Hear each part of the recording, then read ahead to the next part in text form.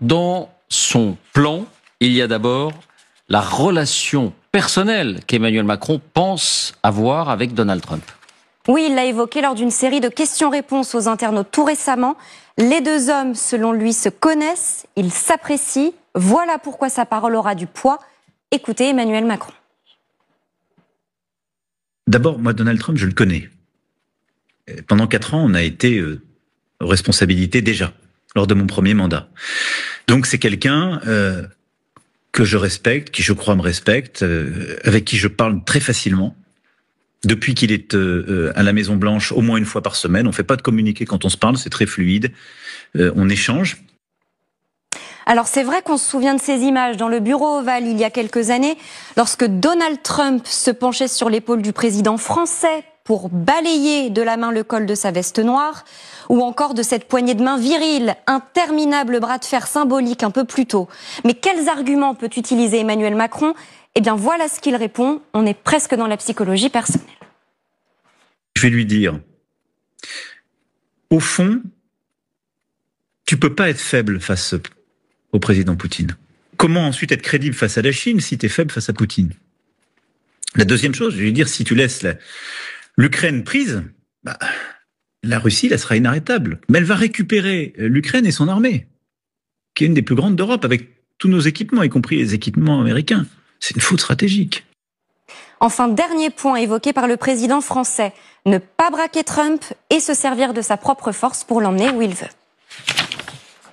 Donald Trump, il crée de l'incertitude chez les autres, parce qu'il veut faire des deals, trouver des accords. Et donc le Donald Trump qui crée de l'incertitude pour Vladimir Poutine, c'est une très bonne chose pour nous. Simplement, il faut réussir à en quelque sorte, structurer ce qui va venir ensuite. Et donc le plan de paix solide et durable. Mais cette incertitude, faut l'utiliser. Alors c'est précisément sur la pérennité du plan de paix, c'est-à-dire sur les garanties de sécurité données à l'Ukraine que va se jouer l'entretien. Emmanuel Macron et l'Europe ont un plan. Pour cela, ils comptent déployer des soldats au sol, en Ukraine, pour éviter une nouvelle attaque russe. 5 questions sur ce sujet, Lucille, 5 questions rapides. La première, combien ? Combien de soldats ? On parle de 30 000 soldats. La France ne l'a jamais dit, mais la Grande-Bretagne a donné ce chiffre, soit entre 4 et 6 brigades. Pourquoi 30 000 ? Parce qu'en théorie et en l'état, c'est le maximum que peuvent déployer l'ensemble des armées européennes si elles se mettaient d'accord. Il y a un précédent. Pour la guerre d'Afghanistan en 1989, l'Europe en avait mobilisé environ 40 000. Quelle serait leur mission ? Ces troupes seraient déployées non pas pour combattre sur le front directement, mais pour assurer le maintien de la paix après un cessez-le-feu et après seulement écouter Emmanuel Macron. Ce que nous n'excluons pas, mais dans un cadre planifié avec nos alliés, c'est de pouvoir avoir des forces qui, une fois la paix négociée, pourraient contribuer à garantir la sécurité de l'Ukraine. Deuxième question, qui en Europe a donné son accord pour envoyer des soldats en Ukraine ? Dans le camp des oui, la France, bien sûr, dit oui pour environ 10 000 soldats d'après la presse britannique.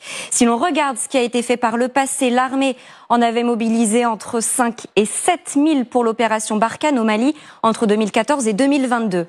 Autre participant, la Grande-Bretagne. La Grande-Bretagne dit oui, elle aussi, mais sans doute dans une quantité moindre parce qu'elle ne dispose que de 75 000 soldats contre 200 000 pour la France. La Belgique devrait dire oui, elle aussi, avec quelques centaines d'hommes. Pour les Pays-Bas et le Danemark, c'est en discussion. La Finlande et la Suède également, nous ne l'excluons pas, affirme la ministre des Affaires étrangères suédoise. Quant à l'Allemagne, c'était Nein jusqu'ici. Cela pourrait changer avec Friedrich Merz. Lui est favorable à une politique plus sévère envers Moscou. Et puis il y a le camp du non, ceux qui ne veulent pas y aller. L'Italie de Giorgia Meloni, l'Espagne, la Pologne ne veut pas non plus en entendre parler pour des raisons historiques, en l'occurrence de vieille guerre avec l'Ukraine. Et bien sûr la Hongrie, la Slovaquie, la Bulgarie. Pour l'anecdote, sachez que la très neutre Suisse vient de dire oui. Elle se dit prête à envoyer 200 soldats. Bah oui, ça compte aussi. Troisième question, où ? Où seraient déployés ces soldats ? Est-ce que ce serait sur le front, autrement dit, prêt à intervenir en cas de nouvelle attaque russe ? À l'heure où l'on se parle, ce scénario semble exclu. Le plus vraisemblable, c'est qu'il soit déployé en arrière du front, à environ 80 km de là, comme une force de réassurance, selon l'expression que l'on entend de plus en plus, dans des grandes villes comme Kryvyi-Rih, Dnipro ou Poltava par exemple, et aux abords des infrastructures sensibles comme la centrale de Zaporijjia. Ces 30 000 soldats européens seraient appuyés par l'aviation européenne également, voire des navires de patrouille en mer Noire. Quatrième et dernière question, une telle force, donc 100% européenne, serait-elle viable sans un soutien militaire américain? Là, c'est un point très sensible. D'avis de tous, la réponse est non. C'est donc cela que vient demander Emmanuel Macron à Donald Trump.